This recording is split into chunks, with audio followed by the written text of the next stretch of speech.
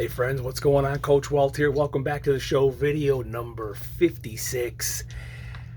I'm not sure if I've ever really mentioned this, but the great majority of what I sell are really inexpensive sports cards. I usually average somewhere in the 250 to 350 sales each month, and most of them bring less than $1 each. It's really kind of silly the time I spend doing this, but added up over the years, it all helps the bottom line. So when I sell things that I share in most of these videos, the non-card items, as I call them, those just make me extra excited because they usually bring in a higher percentage greatly over these cheap sports cards.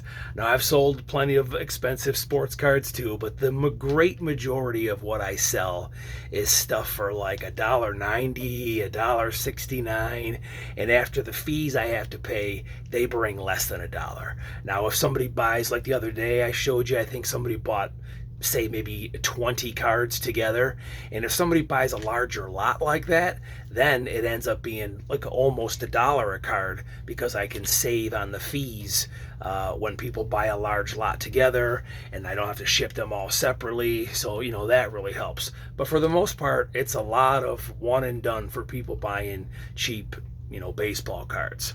But today was a good day. I sold a ladies Nike puffer jacket for $38. I sold a couple of pairs of Dockers golf shorts for $25. And this sale that I'm going to share with you now, I've done this type of thing many times over the last 4 years now, 5 years that I've been doing this. eBay almost kind of full-time. I mean, I have a full-time job, but I spend a lot of hours building this business, finding the items, listing them, shipping them, listing them, sorting the whole thing. It takes a lot of time and effort. It's not for everybody, but I enjoy it, and I've got retirement goals. So that's why I do this. Plus, it's fun. But this sale here, like I said, I've done many other times, very similar to this, and almost every time with a little bit of research, it's worked. You got to know what to buy and what to stay away from.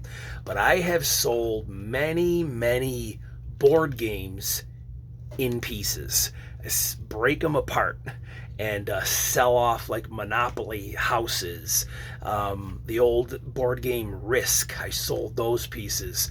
Some different variations of Monopoly, not just the regular stuff. They have all those, there's Shrek Monopoly and Frozen Monopoly and, Cars Monopoly, all the different things.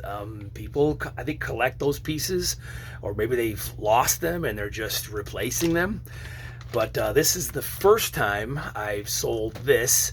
I did it on a recommendation of one of the other guys that does what I do, and he said, hey, if you can find these cheap, pick them up because people buy this stuff.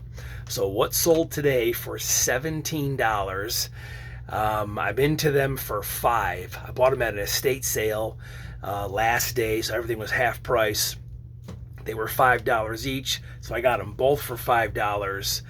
Scrabble.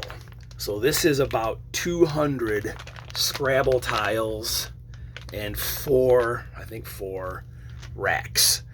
So I don't know if people are just replacing their tiles or they're playing a variation of Scrabble that has way more tiles. But I think maybe what they're doing is they get crafty with them. They might use the letters to spell out messages or do whatever they do. I don't know. But $5 into 17. Of course, it's going to California this time, so that's not cheap, shipping it all the way across the country.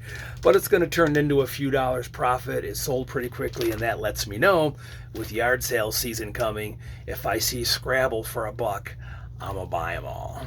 So do me a favor, like the video, subscribe to the channel, and we'll see you all next time.